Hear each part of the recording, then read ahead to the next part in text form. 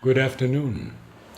Today is the 12th day of December 2015, and we continue with our explorations in Savitri, Book 2, Canto 2, The Kingdom of Subtle Matter. And as always, we are joined by our brother Alok. Namaskar. And I begin with some of Sri Aurobindo's words on Savitri in answer to the many, many questions and suggestions that were given to him. This one begins, the question is this: we have been wondering why you should have to write and rewrite your poetry. For instance, Savitri, 10 or 12 times, when you have all the inspiration at your command and do not have to receive it with the difficulty that faces budding yogis like us. Sri Aurobindo replies, that is very simple. I used Savitri as a means of ascension. I began with it on a certain mental level. Each time I could reach a higher level, I rewrote from that level. Moreover, I was particular. If part seemed to me to come from any lower levels, I was not satisfied to leave it because it was good poetry. All had to be, as far as possible, of the same mint. In fact, Savitri has not been regarded by me as a poem to be written and finished, but as a field of experimentation to see how far poetry could be written from one's own yogic consciousness, and how that could be made creative. I did not rewrite Rose of God or the sonnets, except for 2 or 3 verbal alterations made at the moment.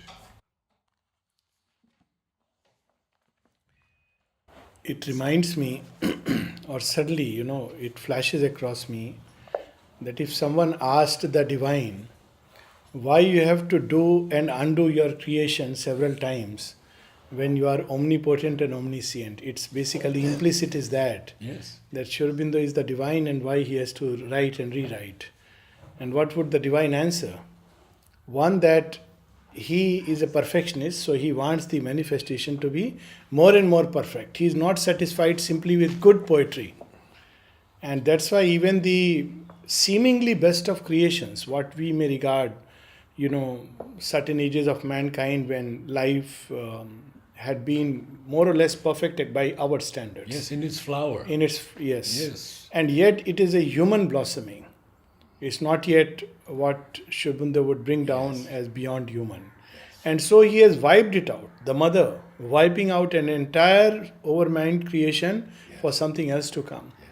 And this is amazing, in this passage which you read, many things strike me at the same time. One, of course, why the divine undoes and redoes the whole thing.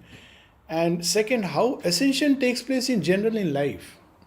If we are too attached to the form which has emerged, or the form in which we dwell, whether it be physical or intellectual forms, they are all forms, and we are very happy with it, then just because it is good, then we can't ascend further. We have to go still further.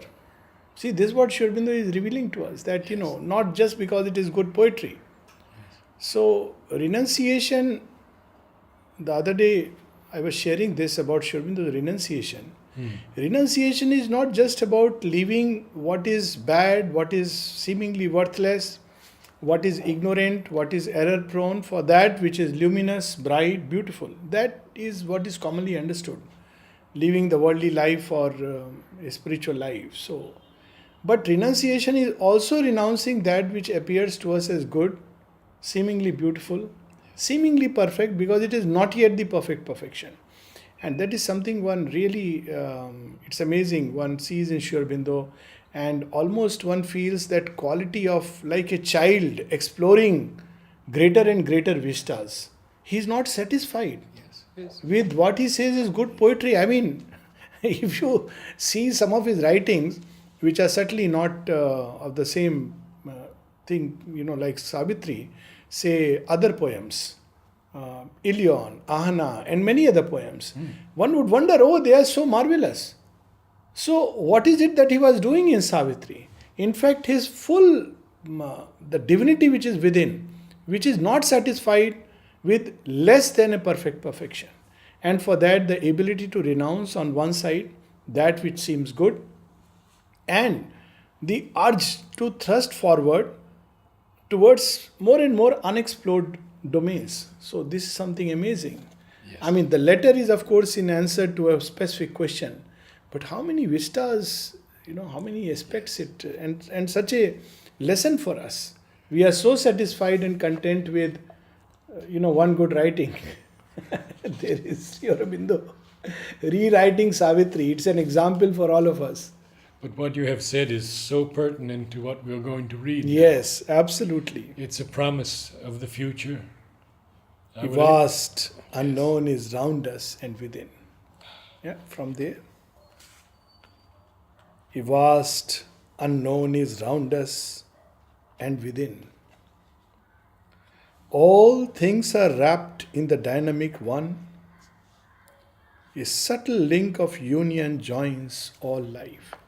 So this is another very interesting thing. Of course, the Vedas speak about it, that all the finite, seemingly separate lives or units, they are surrounded by an infinite consciousness, infinite existence, which of course is the luminous Aditi, undivided consciousness. So it is all around. Not only it's all around, it is within. In all the gaps of consciousness, in the depths of our being, that which surrounds us is also within us. And he speaks of that, how it is possible. And it's possible because these experiences are in a fourth dimension, which he'll speak about. How can we then speak of separateness? Exactly. And that's the problem with us. That our vision, our mind, our experiencing consciousness is all tuned to finiteness and separateness. It cannot conceive of anything which is one and yet can express itself in many ways.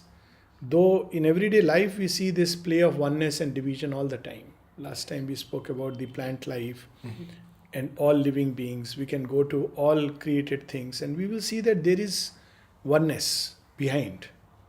Whether it's living, thinking or material creation, there is, the basic units are the same. So there is oneness. But upon that oneness there is such a play of variations. And it's a magic and a marvel. Look at, just with 20 amino acids. So many forms of life. Amazing. With 108 elements in creation, maybe some more or less being discovered. Such a variety of substances, and then if you look at those substances, their properties, amazing. It's as if that is only a building block used by a consciousness which can play with it. Like children, they can play with building blocks and make many things. So if we really look at creation, it is very evident that the consciousness that is using the elements is not a finite consciousness. It doesn't seem to end or stop with anything. I mean, everything is possible within it. And then Mother finds a cellular consciousness. Yes, cellular consciousness. So here, a subtle link of union joins all life. This is a great truth. And a truth worth remembering all the time, that how much ever we may believe, we are not separate. And mankind is learning this the hard way, the ISIS way. Yes. But learning nevertheless that we are not separate. All life is interconnected. Thus, all creation is a single chain.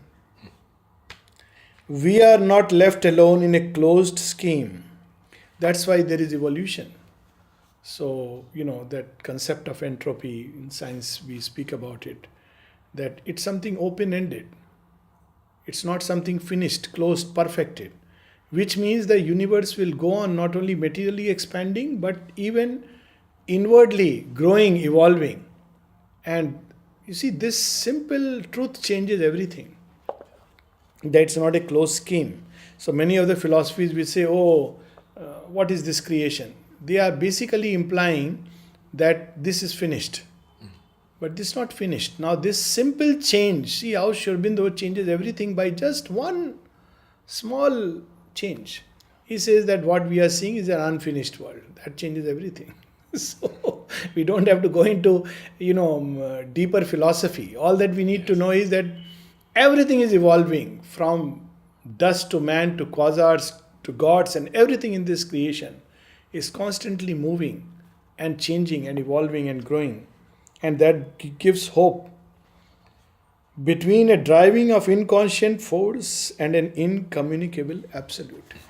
If we look at the mechanical drivings of the inconscient force, then we lose hope. We believe things are fixed. And we think the absolute is incommunicable. Yes. And if we turn toward that side, then we say, oh, yes, everything is full of hope and wonder. Yeah. So whenever we see things, this is our natural tendency to look at the inconscient mechanical fixing of things, whether in ourselves or others. So we see patterns, we see habits, we see people and their characters, we see movements of, stars or everything. And we fix it into patterns. This is a tendency of the human mind. It's very uncomfortable without that. Yes. And once fixed,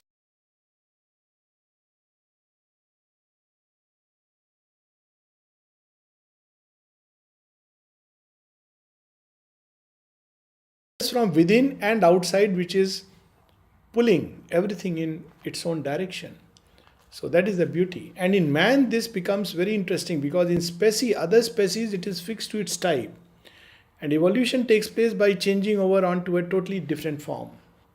But in human beings, there is the possibility of evolving within the same form.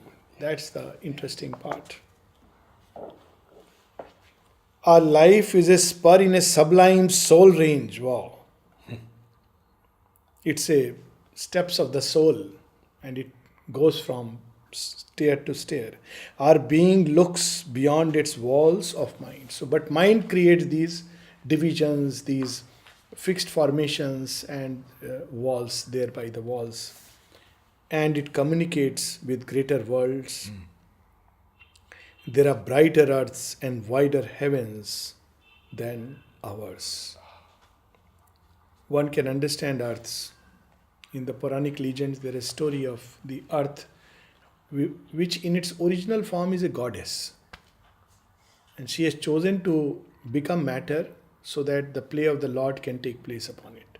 But in its origin, she is a luminous goddess. Yes.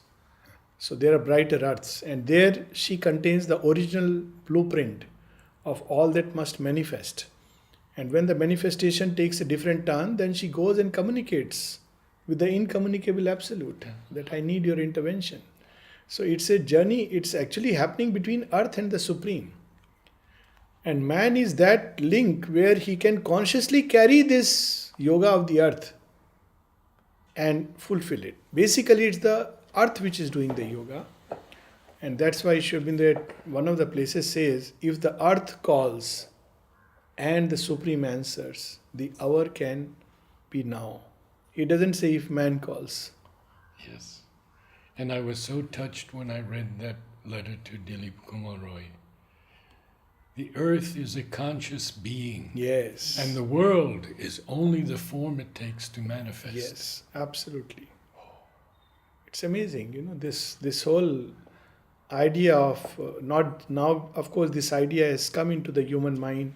We speak about, living planet, living earth. Mm-hmm. In some way, this intuition is flowing into the human understanding, and which is very good. Yes. There are realms where being broods in its own depths. Wow. Where it's the folds of the unmanifest. So what we experience here is where being has come out of its own depths and expressing himself. So when someone asked Aurobindo, it's there in the evening talks that, about somebody being imperfect outside and therefore he is not divine. Aurobindo said in that case the divine himself is imperfect because the universe is his outer body and it's not perfect. Because perfection is not a fixed thing, it's an ever increasing, ever evolving thing. Our idea of perfection is something fixed. We do it, yes, this is perfect, like hanging a picture on a wall. But there are so many combinations which we can't even conceive. What's perfection to one may not be a perfection from another standpoint. And we see the word being capitalized. Yes, broods in his own depths. And I once asked Nolini about the capitals that Sri Aurobindo uses throughout. He says it brings a greater emphasis to that word. Yes. So it's not just to be our being, Yeah, but it's being. yeah. The being, if you like, the being. Yes. The one who broods within his own depths. Yes. In Indian thought, it is the word used is tapa. The being does tapa. So tapa is literally brooding, which brings, generates heat, and thereby brings out the possibilities. Even in normal life, if you really see that this one cell which forms within the womb and develops into a little embryo, now it's all turned within itself, and suddenly life begins to blossom, the heart begins to throb, and all creation is like that. The egg, it's like the activity inside the egg begins to increase, and there is a warmth, and eventually it bursts forth into a chick. And the same thing applies in all new creation. Really, in fact, all creativity is a result of brooding within the depths. Beautiful. So people often wonder, that, oh, how much one has to think and labor. No, true creativity is not about scholarliness. True creativity is that you brood upon an idea, let's say of death, or of Savitri, or of anything. And if you brood upon that idea, after a while, the truth of the idea bursts forth through language, through forms, through pictures, through images. And accompanying it is an aha experience of delight. So the being brooding within its own depths and bursting forth in a creative outburst experiences that delight. And that same delight is reproduced in a miniature way in all artists and scientists, all who are creative. It comes out. So it's one of the ways that one can truly create and become more intuitive and experience the joy of creation. Otherwise, it's a labor. Aurobindo uses the word galley slave labor, where we stuff the mind with all kinds of information and make a lufsi or a khichdi.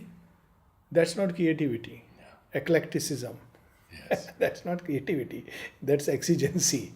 So here it feels in its immense dynamic core, its nameless, unformed, unborn potencies cry for expression in the unshaped vast. So this is the way to be creative, to sit quiet, go deep within, let that idea grow inside. And it's also the way to experience and realize deep truths. For instance, the divine. So instead of discussing and debating what is the divine, this book says that book says that, if we just meditate upon it, that's how the great truths burst forth. Very often people ask, about yoga, how it is to be done. Some people ask in Savitri, tell us which are for us for practice. But to meditate on lines of Savitri is yoga, because the truth within that will burst forth. And it will then come out in different ways for different people. It doesn't have to be the same words, the same understanding, not at all, yes. So because that's how all creation comes. So here he's describing that. And the third line from the end of Savitri. Yes. She brooded through her stillness on a thought. I believe that, this is a very beautiful thing you reminded, that the mother's yoga of the cells, she had already created a supramental body and a supramental being. And she wanted to go still further and further. And from 62 onwards, the work that she has done is something which was to take it to many more levels further. And today we need not go into it, but there are many reasons and many clear insights that, she was actually preparing for a yet greater dawn. not just the supramental dawn which was established upon earth, but something still greater which is to come. She gives hints about it in several messages. So it also answers this question. Aurobindo and the mother's husband had this discussion, and very often he would believe that this world is a creation of desire. And mother speaks about it. She says that Aurobindo would repeatedly tell him, no, it is born out of delight. So there is a whole doctrine about creation that it is born out of desire. Now those who are creative, they know that any creative outburst is not out of desire. It's a potential. It just stirs inside. You just can't help but give it expression. So what is inside the divine is unmanifest, burst forth into this, splendorous world. Stanley Kunitz says the poem comes in the form of a prayer. Yes. And it's a delight. It accompanies a delight. Yes. Whatever be the, form of expression, even when the poet describes things which are not very, beautiful to see, but he describes it in a creative outburst. It brings delight. That's why in Indian thought, the word used is rasa. Yes. And there is a rasa even in that which is vibhats. There is a rasa. But it has to be from that core. If it is done by simply observing things and writing, it's something dark. Yes. But there is that, delight. Cry for expression. Look at it. In the unshaped vast, ineffable, beyond ignorance and death, the images of its everlasting truth look out from a chamber of its self-wrapped soul. So this too is there, and mother gives a very interesting exercise that most of us think with thoughts. She says, try to go beyond thoughts to idea. Now then we will see that the same idea expresses itself through different chains of thought. A lot of quarrels will cease if we look at that. Then she says, do not go beyond the idea. Now when we go beyond the idea, there are flashes like a revelation. It's a momentary flash. And you need not even catch it and give it form, but you know that something is now shaping. And then if you allow it to flow, it will express itself through different ideas and thoughts. It's like an image of truth. And then of course one can go beyond it into the absolute. But this is the way it actually all creation takes place. As if to its own inner witness gaze, the spirit holds up its mirrored self and works. So here Aurobindo used the word as if, because there is no way you can describe this, what is happening in the unmanifest. As if to its own inner witness gaze, the spirit holds up its mirrored self and works. The power and passion of its timeless heart, the figures of its formless ecstasy. So this is interesting, that there is an ecstasy in just being, the delight of being. But the divine also wants to experience, or the being wants to experience, the delight of becoming. So that one delight becomes many, many-fold, thousand-fold, million-fold. So ecstasy. But here the ecstasy, formless ecstasy. See, look at the adjective he is using. The grandeurs of its multitudinous might. Thence comes the mystic substance of our souls into the prodigy of our nature's birth. This is a marvelous line. It's from there. That's why our soul embodies within it the dreams divine. Someone was asking that, mother has used the word about the school, that we want here, we do not want brilliant students, we want living souls. What is living soul? So living soul is this which is conscious, which spontaneously knows. So when we go here and go to the samadhi and feel something special that draws us again and again, that's the sign of a living soul. It can't be analyzed. Samadhi particularly here is a very unimposing structure. You walk in with your chappals 5 feet away, and it's not made of Italian marble. There is no covering fence except the wonderful, magnificent service tree. There is nothing. I mean, you just walk up. Oh, this is Samadhi, yes. So there are people who just walk, oh, that's all. Now this is absence of a living soul. The people who go, oh, my God, this is it. You can't know from outside that this is what you are going to experience. This is a living soul. It just knows. There is no logic to it. Some people ask this question that, why is the samadhi so ordinary? That's the beauty, the divine play. That the most extraordinary is hid within the most ordinary of appearances. So this is the living soul which can feel it.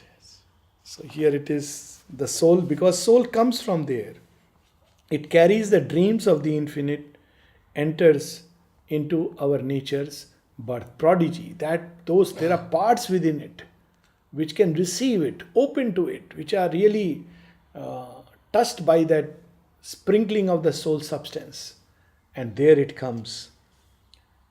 There is the unfallen height of all we are, and dateless fount of all we hope to be.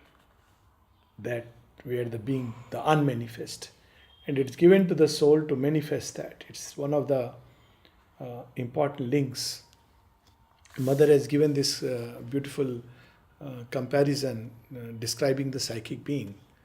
She says that the body is like a lamp, and the psychic being is like a wire, and the divine is the generator.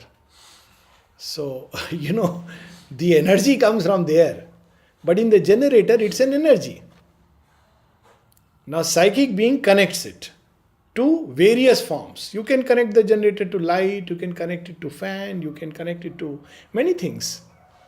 But it's coming from there, where it's present as a potential possibility. And the psychic being is the link which connects it. Such a beautiful, simple thing. On every plane, the heretic power, the secret power, that, initiate of unspoken verities, truths which the mind cannot utter, our speech cannot utter, the mind cannot think, they are born there. Who would have known about supramental creation 100 years back? So, the verities which, unspoken verities, dreams to transcribe and make a part of life in its own native style and living tongue, some trait of the perfection of the unborn. Everything in life in some way tries to express something within the absolute. And with children I often play this game, and it's very wonderful. Okay, you see this, what do you like in Pondicherry? So, no standard answer. Samadhi, sometimes, okay, Samadhi is fine, what else? So, somebody says sea. Okay, so what do you feel about the sea? So, for a moment, then they spontaneously come up with psychological quality, like vastness. What else? Depth. So, then I ask, okay, tell me anything else which mirrors or gives in the mind sky the impression of vastness. Yes, the sky. Now you see, they both are qualities of the divine. And what is happening? It's mirrored in a material form of creation. And that's how there are Godheads. So rivers, ever flowing, ever changing. It mirrors life, the impulse to flow from the origin back to the origin. So all rivers will be, born at some point, many of them in the mountains. They will flow to the sea. They are lifted by the sun and back deposited to the source. So it's very interesting, that they are images of the journey of life which must flow and go back to the source. So everything in creation, lion, of a quiet power which is silent. So everything in creation is essentially trying to mirror something of that absolute. What does man mirror? That is a mystery. We are perhaps still a mirror which is not yet fully constituted. But maybe, that fire, like creativity.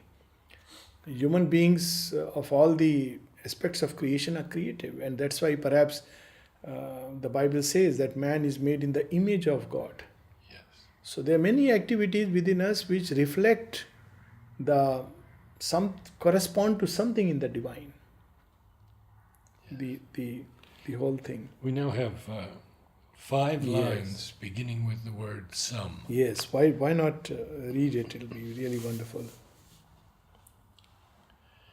Initiate of unspoken verities, dreams to transcribe and make a part of life in its own native style and living tongue some trait of the perfection of the unborn, some vision seen in the omniscient light, some far tone of the immortal rhapsodous voice, some rapture of the all-creating bliss, some form and plan of the beauty unutterable. Wow. And all the time nature is trying to do that.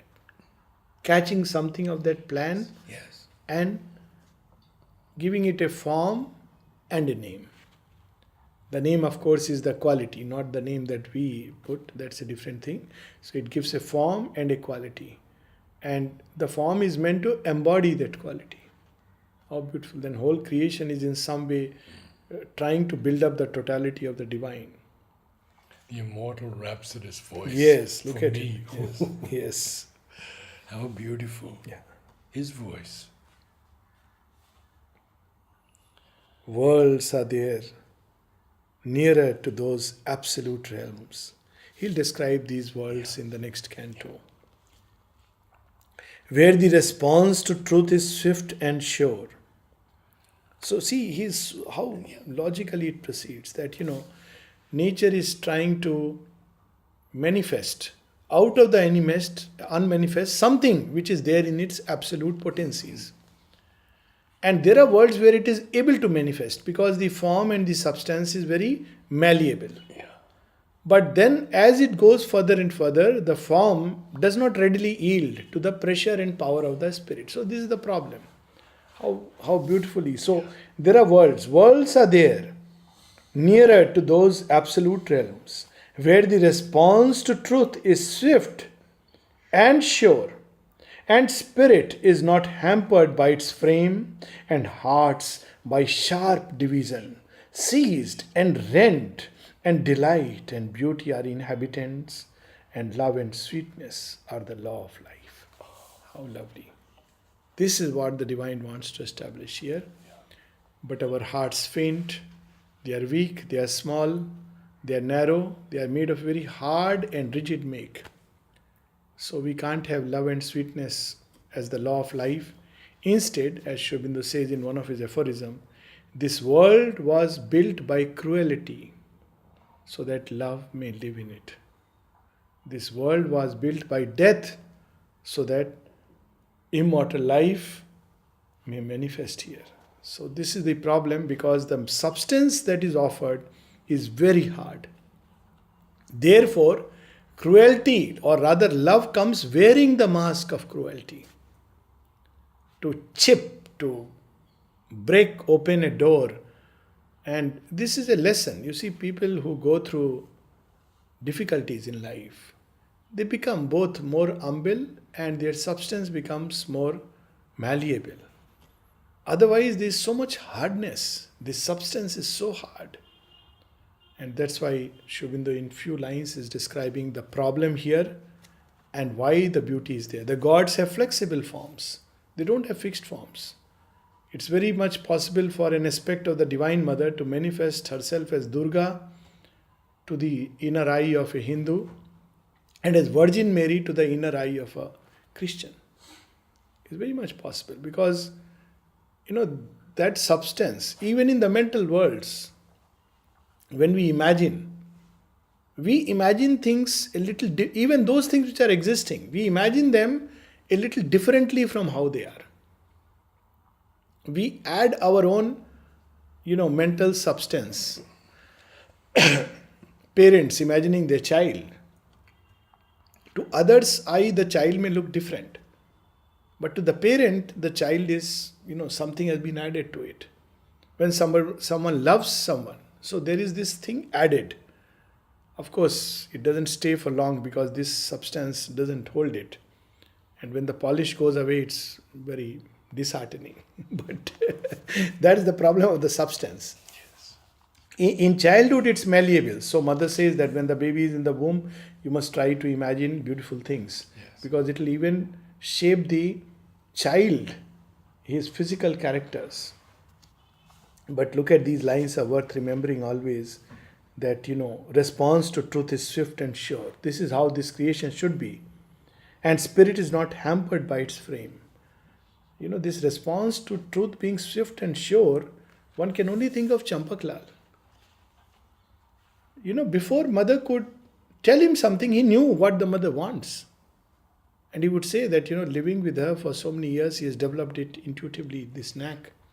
Whereas there were others to whom mother would write and send that, look, please, I need some bread from the bakery. And the person would say, no, its time is over and bakery is closed at 5 o'clock. So the mother would say, I am telling you, no, I want a chit from the mother. She has sent word, no, I want a written chit. And this, she describes this experience in the agenda where Aurobindo, she enters the subtle physical.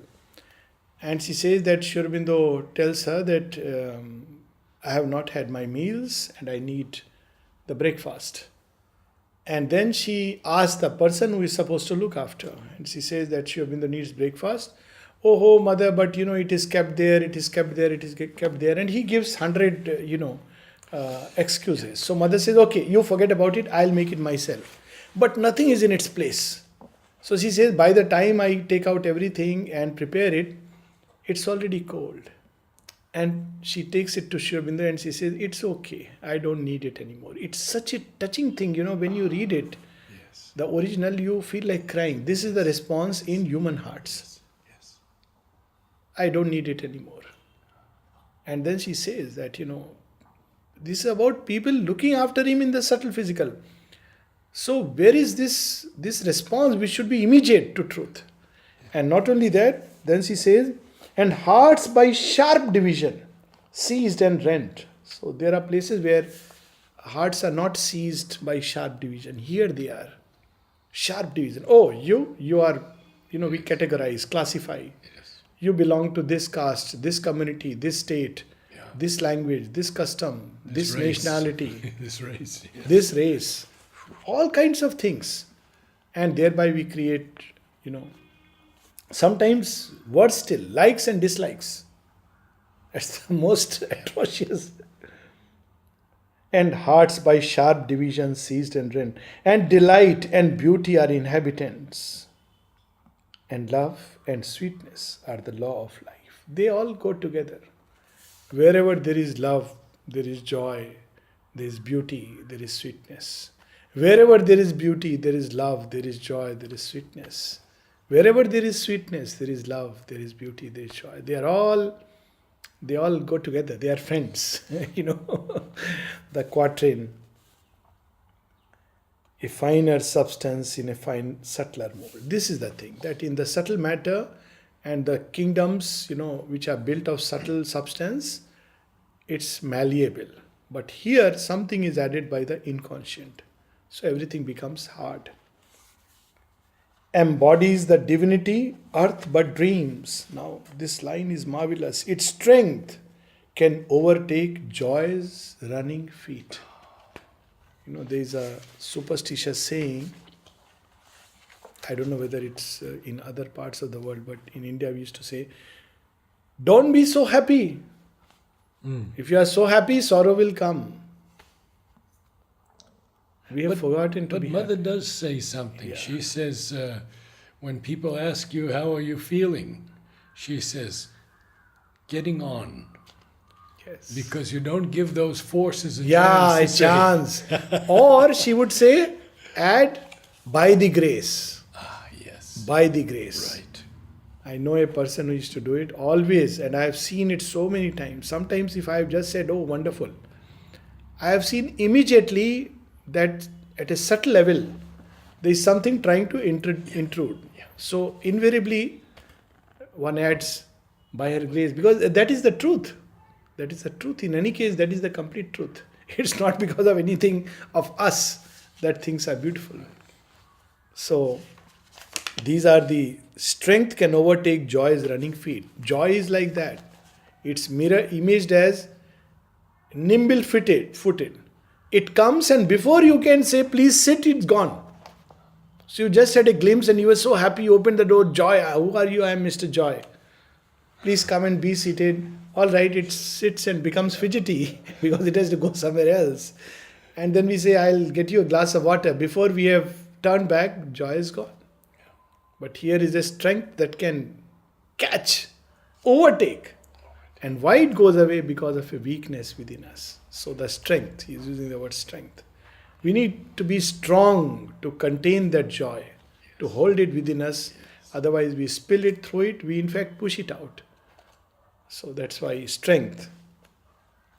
Overleaping the fixed hurdles set by time, the rapid net of an intuitive clasp captures the fugitive happiness we desire. There it's a natural state, and here we capture it. A few more lines we'll read. A nature lifted by larger breath, plastic and passive to the all-shaping fire, answers the flaming Godhead's casual touch. This is what we need to be, and it's so difficult to be plastic and passive.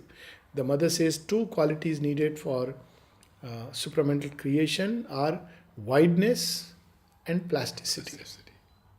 To be plastic to the mother's touch. And it reminds me of the baby cat. Very often people think baby cat is easy. No, baby cat means then wherever the mother cat takes you, you go. You can't say, no, I want to be here, I want to do this, I want to do that. Then it's not a baby cat. It's a baby monkey trying to behave like a baby cat. But baby cat means, okay, you are the mother cat, you decide. If you are carrying me to a place which is wilderness, fine, but you are holding me, so I'm fine with it. If you are keeping me here, well, you are holding me, I'm fine. Beautiful, yes. So it's all that the baby cat does is mama. And then it's plastic to wherever it takes. Plastic and passive. So we have to become that. Immune from our inertia of response. What a Aurobindo alone can, you see, he is combining a positive with a negative in such a wonderful way. Response is always something positive, or we have unresponsiveness. What is inertia of response? Normally we say response or lack of response or unresponsive. Aurobindo is inertia. As if something which is very dull, responds but after ages. After long time, inertia of response. Yes. Mother is calling, okay, I'll see. Okay, please tell her that I'll come. That is inertia of response. But there were those whose response was so quick. Dyuman Bhai had a ladder in his room. We must be knowing his room, no? It's right next, near the Samadhi, or opposite the Samadhi, the corner room. Mm-hmm. So, why he had kept a ladder. So when mother would call, he didn't want to take time to go up all the way through the staircase. She would take the ladder, put it and climb through the ladder and get onto the floor. Mother is calling. What a response. Then there was this electrical department, Bulada. Yes, he had been given the task of, electrical part. So he will keep awake. That when mother's light would be switched off, then he would go to rest. What if mother needs me suddenly? What a response. Whereas the other side is inertia of response. Okay, we'll see. Okay, Savitri we will read maybe when we are little old. After we have finished other things. Difficult to understand. All this is inertia of response. Reading Savitri when we are old is a typical example. It hears the word to which our hearts are deaf, adopts the seeing of immortal eyes, and, traveller on the roads of line and hue, pursues the spirit of beauty to its home. And these last 4 lines, 5 lines. Thus we draw near to the all-wonderful. We have to become passive, plastic, brood within to find God's meaning in our life. Express it. Be plastic to that touch. Be responsive. That's how we have to follow, because that is the process followed out up there. Following, now what is, people ask, what is the sign of God's presence? So very many people want some wonderful experience. Oh, I had this vision. I had that. But the sure short sign of God's presence In one of the letters, Sri Aurobindo says, peace is the sign of God's presence and Ananda of His dynamic creative force. Sri Aurobindo's presence brings peace, the mother's touch brings Ananda, if one wants to put it that way. And that's what these lines describe. Thus we draw near to the all-wonderful, following His rapture in things as sign and guide. This rapture is very different from momentary thrills. Beauty is His footprint, showing us where He has passed. Beauty of thought, beauty of feelings, beauty of actions. Love is His heartbeat's rhythm in mortal breasts. Wherever there is love and light, there is the divine. And happiness, the smile on His adorable face. I think one of the most difficult things in life is to be happy. It's a gift of grace. To simply love without any of those calculations, it's a gift of grace. To Dara, mother gave this work. He asked mother, what shall I do? Mother gave a 2-word small piece. Be happy. Dara comes back after 3-4 days. Mother, this is very difficult. Give me some other work. She wrote the same to Champakla. Yes. Be simple, be happy. Be happy. Keep yourself always open towards me. Do your work as well as you can. That is all that is expected of you. Happiness is the smile on His adorable face.